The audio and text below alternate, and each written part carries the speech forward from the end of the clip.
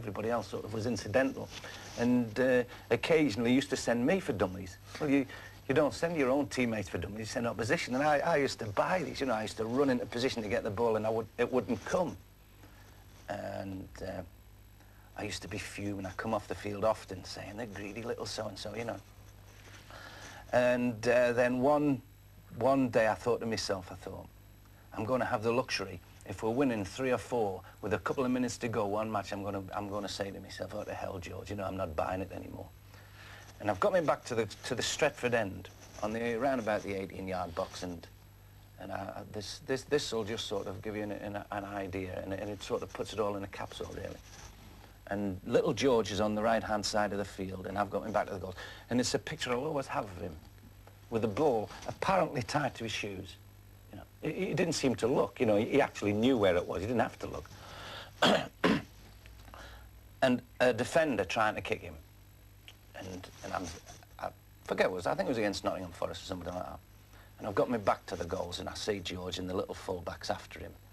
And I'm saying, now stay here, don't bite. And I follow him, and he goes all the way across the field to the touchline, and then he comes back again with the full-back still chasing him.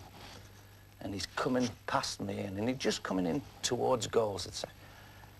And I couldn't keep it in, you know, and I thought, George, you greedy little, what a fantastic goal, George. When I came in 1963, the great thing about the club seemed to be this undying wish to win the European Cup. You know, and that was the aim, I think, all the time I was here. We always said that we must win the European Cup because that's what the lads died trying to achieve. And I don't think that we'd ever be satisfied until that happened. Bobby Charlton and Coluna exchanged Manchester United and Benfica pennants. The moment of truth in the battle for mastery of European soccer had arrived. United, playing in blue, kicked off. United launched directly into attack. Bobby Charlton took the ball into Benfica territory. George Best fell foul of the first of a series of savage tackles which marred the first half.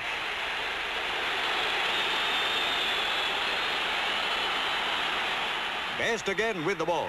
He seemed to be a target for the stop-them-at-any-cost Benfica defence, but Italian referee Lobello let that one go. Benfica had the advantage, but met a stonewall United rearguard.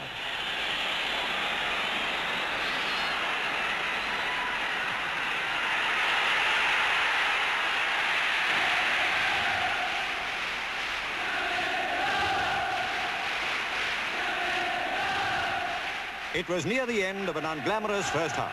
No score by either side. With the eyes of the world on both teams and the hopes of every Briton behind United, the second half got underway. The Busby boys seemed fired with a new enthusiasm and stormed into the attack. United's football was full of fire. Enrique had to concede a corner to keep that one out.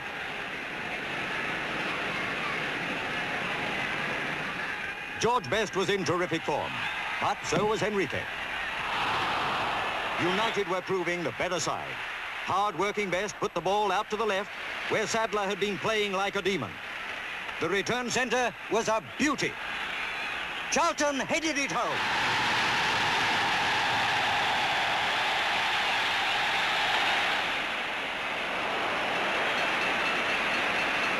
The match was by no means won. Benfica pulled off a beauty through Grassa.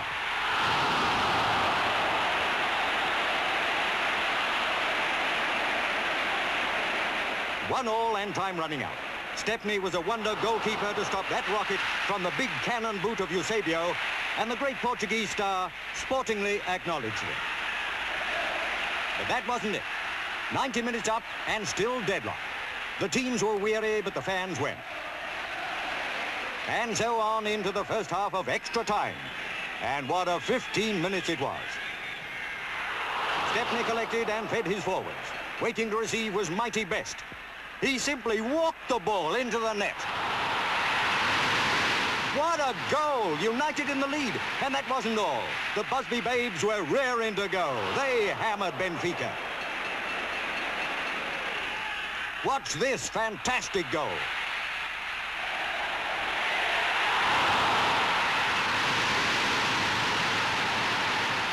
My, oh my, how they cheered Kid, the birthday boy, for that super header. Even Stepney joined in. The Benfica fire had nearly been extinguished. But where United finished, not on your life. Bobby Charlton made it 4-1.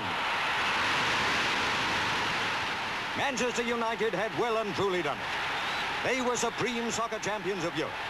At last, Matt Busby, the maestro of Manchester United, had groomed a team great enough to beat Europe's best. He was king of soccer. His wonderful 11 men were all princes.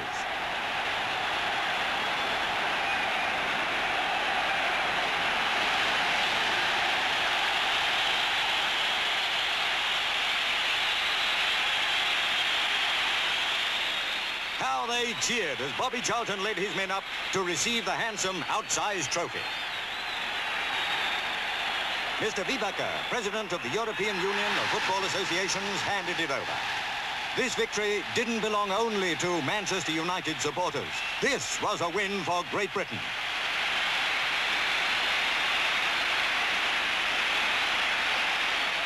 What a match, what a team. Charlton, Stepney, Brennan, Dunne, Creren, Fuchs, Styles, Best, Kidd, Sadler and Aston. And pride of place, Busby.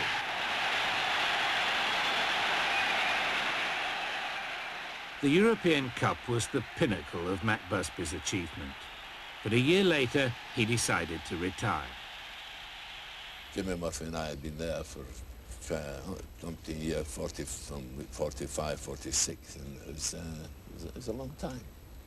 I felt that a lot of players, probably myself included, were just about coming to the end of our careers. You know, I'm thinking in terms of players like Tony Dunne, for example, you know, Shea Brennan, Bill Foulkes.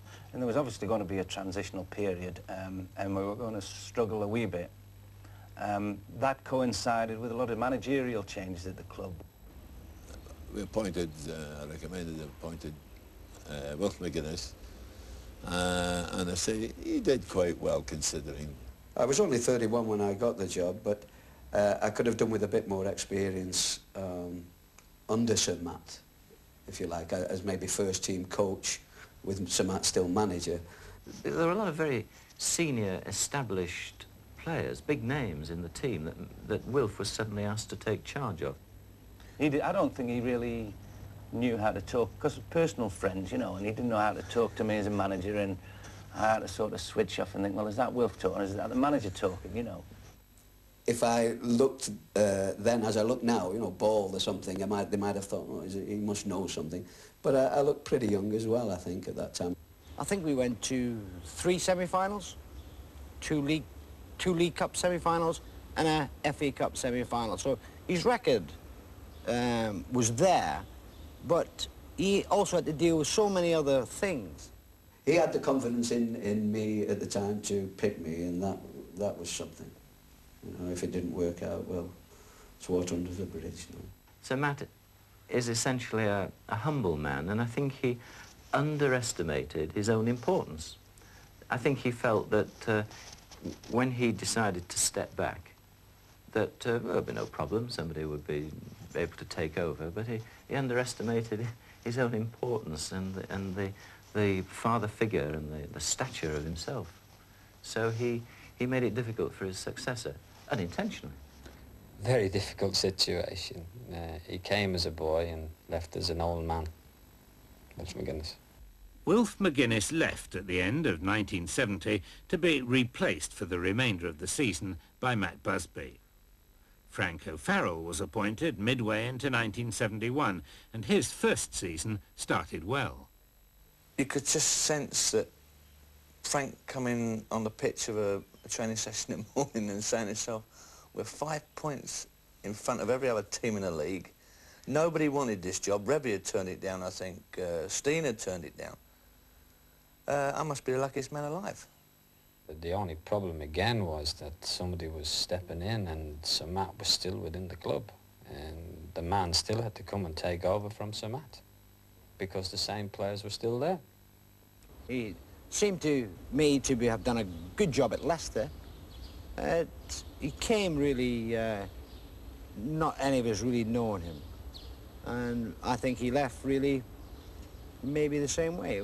I think he was a bit unlucky too, in the respect that he came and they were expecting miracles, and he wanted time, but it didn't work out that way. And I was Scottish team manager, and I went to see Crystal Palace and Manchester United at Selhurst Park, and United lost 5-0. It could have been 20-0. And I counted 4 or 5 players that day from the outside weren't trying the leg, were cheating, and it was a disaster. And I was approached that day after the game to be manager of Manchester United. A colourful man, Tommy Docherty, a man who was going to pick the club up and shake it and wasn't afraid of the Sir Matt Busby legend, and of course that's exactly what the Doc did. I think I might have been brought in to do a specific job. It had to be a sort of clearing out job to do, so to speak. I don't dislike him as a man.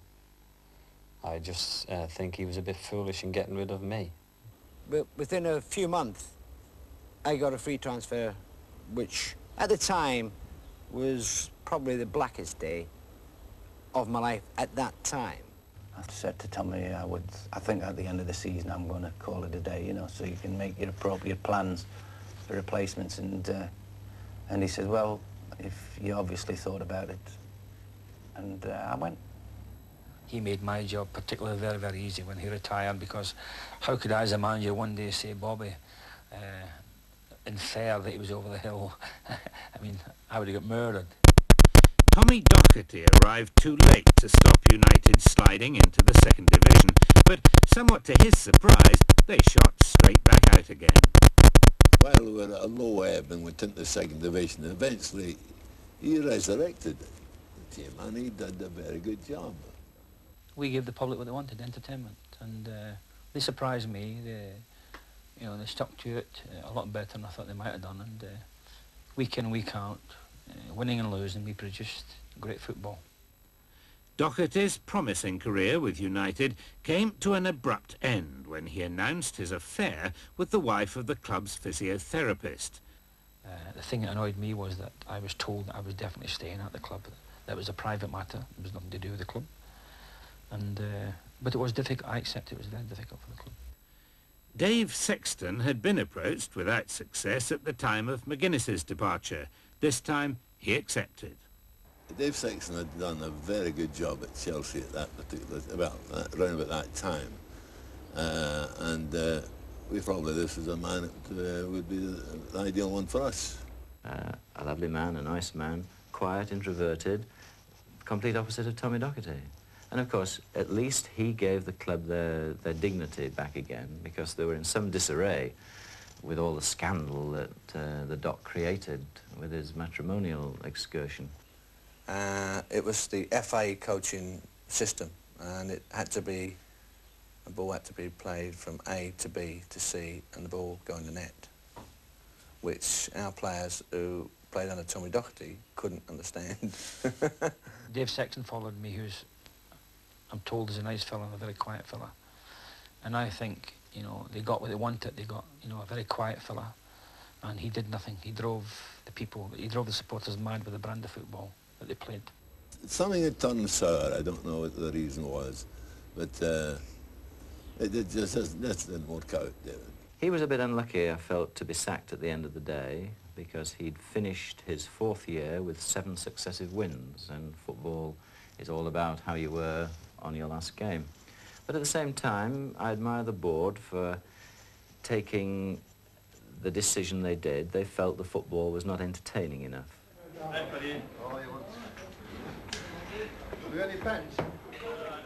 The next man to be given the job was Ron Atkinson.